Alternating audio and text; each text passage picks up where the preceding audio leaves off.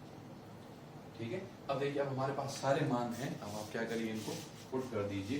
तो देखो Q square, ठीक है, आर क्यूब, आर का मान कितना है 4, तो देखो ये क्या हुआ 4 इंटू 10 की घात -2 इसका क्यूब इंटू एम, एम क्या है 200 ग्राम, यानी कि 200 इंटू 10 की घात -3 इंटू जी का मान 10 लीजिए अपॉन 2 इंटू के हमारा कितना होता है 9 इंटू 10 की घात 9, ठीक है, इंटू एल, एल मतलब रस्सी की लंबाई ये कितनी है 40 सेंटीमीटर है, तो 40 इंटू 10 की घात क्या कर दीजिए -2। सो हमारे स्टूडेंट्स क्या करा हमने यहाँ पर, ठीक है। अब आप क्या करिए इस इक्वेशन को सॉल्व कर लीजिए। तो अगर आप q की वैल्यू निकालेंगे तो ये सब अंडर रूट में आ जाएगा और सॉल्व करने पे ये हो जाएगा 4/3 इंटू 10 की घात -7। तो हमारे स्टूडेंट्स कैसे हुआ ये, ठीक है। बस तो यही जो है हमें यहाँ पे प्रोसेस को लगाना है और इससे क्या होगा आपका आंसर फाइंड आउट हो जाएगा, ठीक है। चलिए तो ये हुआ 1.8, थोड़ा सा बड़ा है ये, बड़े हैं ये एग्जाम्पल, ठीक है, इतना आसान नहीं है, लेकिन इनके भी जो कॉन्सेप्ट है वो आपको समझ में आने चाहिए, किस तरह से इनको इक्वेशंस बनाई गई और किस तरह से इनको बैलेंस किया गया। ये अपन 11th क्लास में भी पढ़ चुके हैं जब हमने न्यूटन्स लॉ ऑफ मोशन को स्टडी करा। नेक्स्ट कौन सा है 1.12, तो 1.12 कह रहा है 4 identical charges of magnitude q are located at the 4 vertices of a square of a side A. Calculate the resulting force on the each charge due to another charge. यानी कि आपको बोला गया है कि एक वर्ग की 4 भुजाओं पर, एक वर्ग की जो चारों कोने हैं, चारों कोनों पर समान आवेश जो है q रखा गया है। ये भी आवेश q है, ये भी आवेश q है, ये भी आवेश q है, ये भी आवेश q है। सारी की सारी भुजाएं A है, क्योंकि देखो वर्ग है तो वर्ग है तो ऑब्वियस सी बात है सारी भुजाएं क्या होगी A होगी। तो स्टूडेंट्स आपको बोला गया है कि देखो चारों के चारों समान है, चारों आवेश समान है, चारों एक दूसरे से सममित स्थिति पर रखे हुए हैं। इसका मतलब देखो अगर आप इसको देख रहे हो तो इसके देखो इससे 2 आवेश जो है वो तो A दूरी पर है, जैसे ये वाला आवेश और ये वाला आवेश तो A दूरी पर है, और ये वाला आवेश देखो विकर्ण है, तो जो वर्ग होता है उसका विकर्ण क्या होता है √2 के। भाई आप पाइथागोरस प्रमेय लगाएंगे तो a² + a² का अंडर रूट, ठीक है। तो देखो इसके लिए 2 आवेश तो a दूरी पर है, एक √2 दूरी पर है। इस तरह से इसके लिए भी देखो 2 आवेश तो a दूरी पर है, एक √2 दूरी पर है। इस तरह से इसके लिए भी 2 आवेश a दूरी पर है, एक √2 पर है, और इस तरह से इसके लिए भी। यानी इसका मतलब क्या हुआ कि किसी भी एक आवेश पर अगर आप किसी भी एक आवेश पर आप लगने वाले बल यानी फोर्स की कैलकुलेशन कर लोगे तो आपके पास नेट फोर्स आ जाएगा। तो देखो स्टूडेंट सबसे पहले देखो ये वाला जो है इस पे कितना फोर्स लगाएगा। अब देखो फोर्स क्योंकि सारे के सारे चार्ज सेम है तो प्रतिकर्षण का होगा, तो देखो इसने इस पे कितना बल लगाया F1। तो देखो F1 का वैल्यू किसके बराबर आया, F1 का वैल्यू आया kq²/a²। देखो दोनों चार्ज q है, ठीक है, तो kq²/a²। इस तरह से ये वाला जो इस तरफ फोर्स लगाएगा इसको अपन बोल देते हैं F2, ये भी कितना होगा kq²/a², ठीक है। अब ये देखो इसको हम हमने इस चार्ज को 1 बोल दिया, इसको 2 बोल दिया, इसको हम 3 बोलेंगे, ठीक है, क्योंकि हम इसके रेस्पेक्ट में बात करें इसके लिए 1 हमारा ये है, 2 ये है और 3 है। अब गौर देखो ये वाला इस पर जो है कितना फोर्स लगाएगा, वो फोर्स होगा F3, और F3 की वैल्यू किसके इक्वल हो जाएगी kq²/ ये क्या होगा √2a का स्क्वायर, यानी ये क्या हो जाएगा 2a²। क्लियर हुआ। अब देखो अब आपको क्या करना है, इन तीनों बलों को जोड़ना है।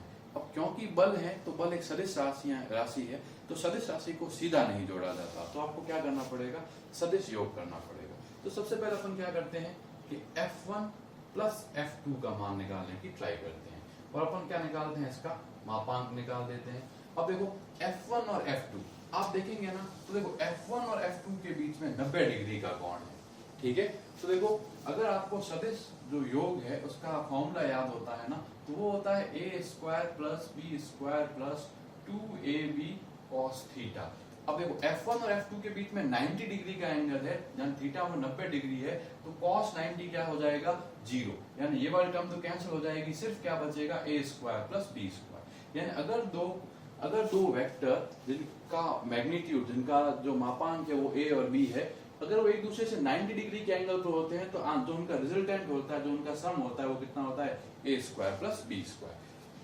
तो आप F1 प्लस F2 को क्या करिए, ऐड करिए और वेक्टर एडिशन करिए, और जो भी आंसर आ रहा है ना इसको अपन बोल देते हैं F डैश। तो देखो ये क्या होगा, अंडर द रूट, देखो ये KQ स्क्वायर अपॉन ए स्क्वायर है, ये भी KQ स्क्वायर अपॉन ए स्क्वायर है।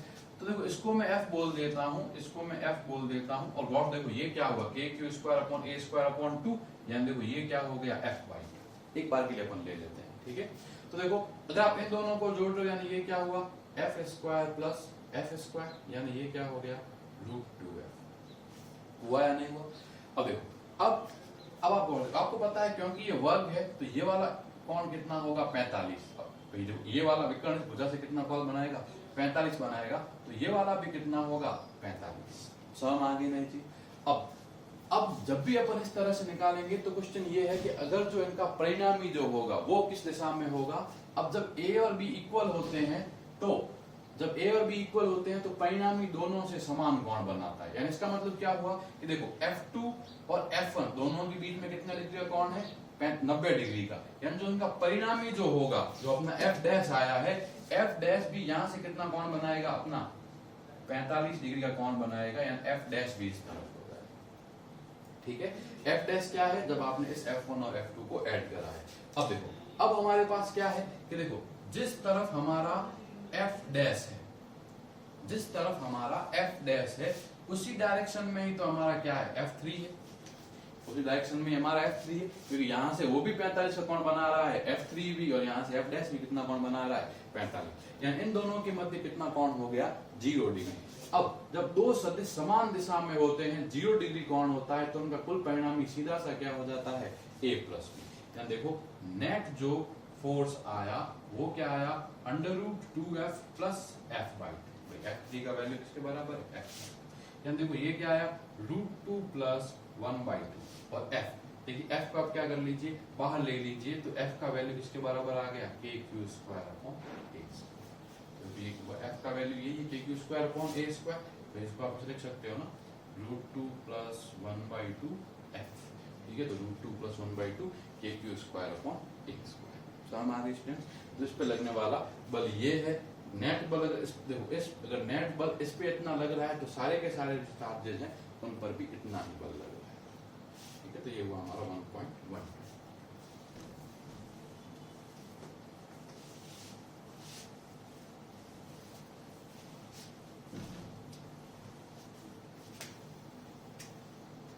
फिर है हमारा 1.14।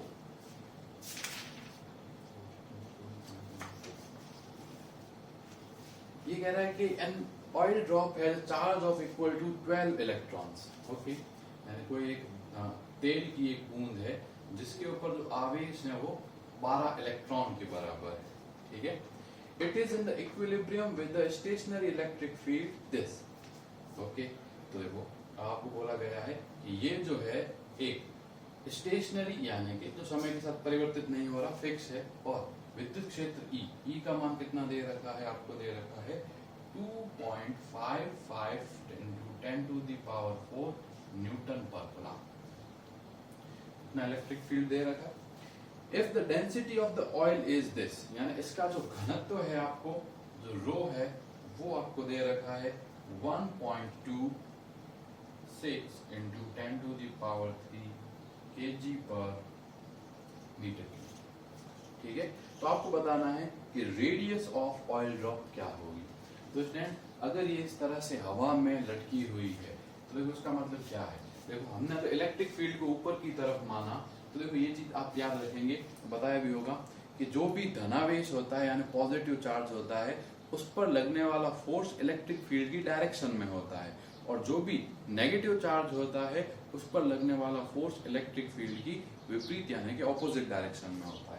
अब हमने अगर इसको प्लस का चार्ज माना तो ऊपर की तरफ इलेक्ट्रिक फील्ड है, तो जो भी फोर्स लगेगा इलेक्ट्रिक फील्ड के कारण, तो इलेक्ट्रिक फील्ड में कितना फोर्स लगता है E इंटू क्यू, वो कहाँ लगेगा ऊपर की तरफ। अब देखिए क्योंकि इसका घनत्व दे रखा है यानी इसका कोई ना कोई द्रव्यमान होगा, नीचे की तरफ कितना फोर्स लगेगा mg।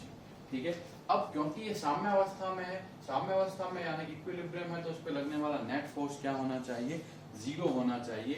नेट फोर्स जीरो होने का मतलब क्या है कि जो आपका mg जो नीचे की तरफ लग रहा है वो ऊपर वाले फोर्स E इंटू क्यू के इक्वल होना चाहिए, यानी m का वैल्यू किसके इक्वल आ गया, EQ/g। अब देखो स्टूडेंट्स m क्या होगा, तो m क्या होगा, रो इंटू वॉल्यूम, ये किसके बराबर हो जाएगा, EQ/g। ठीक है, रो अपने को दे रखा है और v कितना होगा, 4/3 पाई r क्यूब, यानी 4/3 पाई r क्यूब। ये किसके इक्वल हो जाएगा, EQ/g इंटू रो। ठीक है स्टूडेंट्स, अब आप इस इक्वेशन को क्या कर दीजिए, सॉल्व कर दीजिए, सारी वैल्यूज पुट करिए, तो आपके पास क्या आ जाएगा, आंसर आ जाएगा। तो देखो स्टूडेंट्स मैं सॉल्व कर देता हूँ। ये r का वैल्यू हुआ EQ इंटू 3, ठीक है, डिवाइडेड बाय 4 पाई g रो, और इस कंप्लीट की पावर कितनी आ गई, 1। ठीक है, ये हुआ यहाँ तक, ये हुआ स्टूडेंट्स। अब Q, अब क्वेश्चन है Q किसके इक्वल है, हमारा 12 इलेक्ट्रॉन की। E की वैल्यू आपको गिवन है, ठीक है, 4 पाई तो हो ही गया, G की वैल्यू आप 10 लीजिए और इसकी वैल्यू रो की वैल्यू पुट कर दीजिए, तो सारी वैल्यू पुट करने पर आपकी R की वैल्यू आ जाएगी 9.8 इंटू 10 टू दी पावर -7। ठीक है, बस आपको क्या करना है, यहाँ पर वैल्यूज पुट करनी है, तो ये आपका 14 होता है। ठीक है, नेक्स्ट है कि electron falls to a distance of 1.5 centimetre in uniform electric field of value this. ठीक है, आपको विद्युत क्षेत्र दे रखा है और बोल रखा है कि इसके अंदर एक जो है यूनिफॉर्म इलेक्ट्रिक फील्ड है यहाँ पर, है ना, E। E का वैल्यू कितना दे रखा है, 2 into 10 to the power 4 newton per coulomb, और आपको बोल रखा है कितना डिस्टेंस नीचे की तरफ गिरा है, ये 1.5 सेंटीमीटर। ठीक है, when the direction of electric field is reversed, a proton falls through the same distance. Okay. Calculate the time of fall in the each case. Compare the free fall. Compare it with the free fall due to gravity. Okay, friends, यहाँ पे आपको ये बताना है कि देखो सबसे पहले आपको ये बताना है, देखो यहाँ पे आपको केस दे रखे होंगे कि ना ये क्या हो रहा है कि इस तरफ ये है नेगेटिव चार्ज है, ठीक है, और यहाँ वाली प्लेट क्या है, पॉजिटिव चार्ज। ठीक है, तो देखो इलेक्ट्रिक फील्ड हमेशा पॉजिटिव से नेगेटिव होता है। अब देखिए, अब हमारा एक इलेक्ट्रॉन है E। अब देखो स्टूडेंट्स, ये जो इलेक्ट्रॉन जो होगा ना, इस पर जो फोर्स लगेगा वो कहाँ लगेगा, नीचे की तरफ। ठीक है, इस पर फोर्स जो लगेगा F नीचे की तरफ लगेगा, और ये किसके बराबर होगा, E इंटू स्मॉल ई, मतलब इलेक्ट्रिक फील्ड इंटू एक इलेक्ट्रॉन का चार्ज, क्योंकि पहले कौन गिर रहा है, इलेक्ट्रॉन गिर रहा है। तो स्टूडेंट्स देखिए ये इलेक्ट्रॉन कितना गिरा, 1.5 सेंटीमीटर गिरा। तो देखो स्टूडेंट्स सबसे पहले आप क्या करिए, F की वैल्यू जो है E इंटू ई, इसको किसके बराबर कर दीजिए, m इंटू ए, क्योंकि ये मास इंटू एक्सेलरेशन क्या होता है, नेट फोर्स होता है। तो एक्सेलरेशन E की वैल्यू किसके इक्वल आ गई, E/m। ठीक है, और ये me यहाँ पे लीजिए, क्योंकि ये अपन किसके लिए देख रहे हैं, इलेक्ट्रॉन के लिए देख रहे हैं। ठीक है स्टूडेंट्स, अब आपके पास क्या है, S की वैल्यू है, A की वैल्यू है, और आपको क्या पता लगाना है, T की वैल्यू। तो आप क्या कर दीजिए, S is equal to ut plus half AT square. समझ आ गया, यहाँ क्या करिए, S equal to ut plus half AT square लगाइए। अब इनिशियली u, इसने फ्री फॉल बोला है, इसका मतलब इनिशियली u क्या होगा, 0 होगा।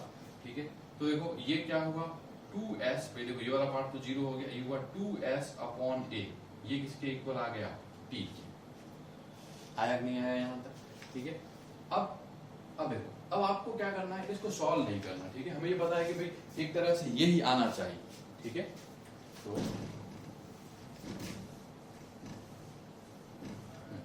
फिर अब क्वेश्चन देखो, ये तो क्या हुआ, इलेक्ट्रॉन के लिए हुआ। अगर यही इक्वेशन अपन प्रोटॉन के लिए लिखें, तो देखो प्रोटॉन के लिए AAP यानी कि एक्सेलरेशन ऑफ प्रोटॉन, ये क्या होगा, देखो इलेक्ट्रिक फील्ड तो सेम रहेगा। अब प्रोटॉन पर और इलेक्ट्रॉन पर चार्ज न्यूमेरिकली सेम ही होता है, और ये अपॉन क्या आ जाएगा, mp, यानी मास ऑफ क्या हो जाएगा, प्रोटॉन हो जाएगा। ये क्या है, t स्क्वायर है। ठीक है, और ये किसका टाइम है, इलेक्ट्रॉन का। हाँ ठीक है, अभी अपन किसी के लिए नहीं लिख रहे, तो अपन पहले ये लिख के छोड़ देते। ठीक है, अब ये अपने पास आ गया।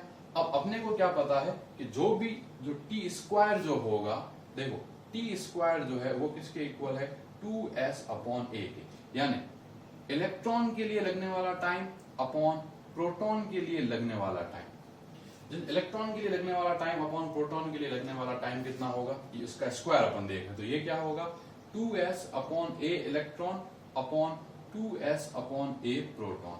देखो 2s ये 2s कैंसिल हो गया और ये क्या आ गया a proton upon a electron, ये ऊपर चला जाएगा ये यहाँ नीचे आ जाएगा। अब a प्रोटॉन क्या होगा, a प्रोटॉन है e upon mp divided by ये भी क्या हो जाएगा e अपॉन me।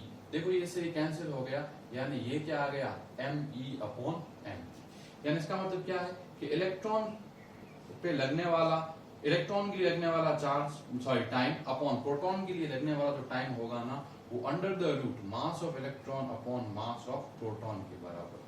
तो आपको क्या करना था, इनकी तुलना करनी थी। तो इनकी तुलना करने पर ये क्वांटिटी हमारे पास आई कि सेम इलेक्ट्रिक फील्ड के अंदर अगर इलेक्ट्रॉन और प्रोटॉन नीचे की तरफ गिरते हैं तो उन पे लगने वाला जो फोर्स होता है, ठीक है, उन पे लगने वाला जो फोर्स है वो उनके मास के अंडर रूट पर क्या करता है, डिपेंड करता है। इसको पूरा सॉल्व करने की जरूरत नहीं। क्वेश्चन जो सबसे इंपॉर्टेंट यहाँ बनेगा वो ये बनेगा कि दोनों के बीच में आपको तुलना करनी है कि टाइम का कितना लगेगा, ठीक है। तो ये आ गया है हमारा यहाँ तक, ठीक है। अब देखो, अब हमें क्या पता है कि नेक्स्ट अपने को पूछता है कि भाई जो ग्रेविटी होगी, ग्रेविटी में कितना टाइम लगेगा अगर चार्ज को नहीं माना जाए। तो देखो ग्रेविटी के अंदर तो कोई दिक्कत ही नहीं होती, वो डायरेक्ट क्या फॉर्मूला होता है 2h अपॉन g। अब यहाँ तो कोई तो मास भी नहीं आ रहा और कोई भी यहाँ पे और कोई चीज नहीं आ रही। तो ऐसी कंडीशन के अंदर जब यहाँ ऐसा कुछ भी नहीं आ रहा तो दोनों को जो टाइम लगेगा ग्रेविटी में सेम डिस्टेंस गिरने में सेम टाइम लगेगा, लेकिन यहाँ पर जो टाइम लगेगा वो उनके मास के स्क्वायर रूट के क्या होगा, प्रोपोर्शनल होगा। और अगर आपको इंडिविजुअली टाइम निकालना है तो टाइम निकालने के लिए भी ये रहा फॉर्मूला कि आप क्या करिए t2s अपॉन a का अंडर रूट कर दीजिए, a की ये वाली वैल्यू इलेक्ट्रॉन के लिए पुट कर दीजिए, a की ये वाली वैल्यू प्रोटॉन के लिए पुट कर दीजिए, ठीक है। मैं क्वेश्चन को एग्जैक्ट सॉल्व नहीं करा रहा, जो है आप जो है इस चीज को कॉन्सेप्ट को समझ लीजिए, फिर आपको बस न्यूमेरिकल वैल्यूज ही पुट करनी है, ठीक है। ये हमारा हुआ 1.5। नेक्स्ट है हमारा क्या 1.7, ठीक है। ये वाले बाकी वाले क्वेश्चन जो है अपन कल करेंगे क्योंकि ये वीडियो बहुत लंबा हो रहा है यहाँ पर 1.5 तक ही, ठीक है। तो देखो आज में क्वेश्चन हो गए, कल बाकी वाले जो है हम नेक्स्ट क्लास के अंदर कवर करते हैं।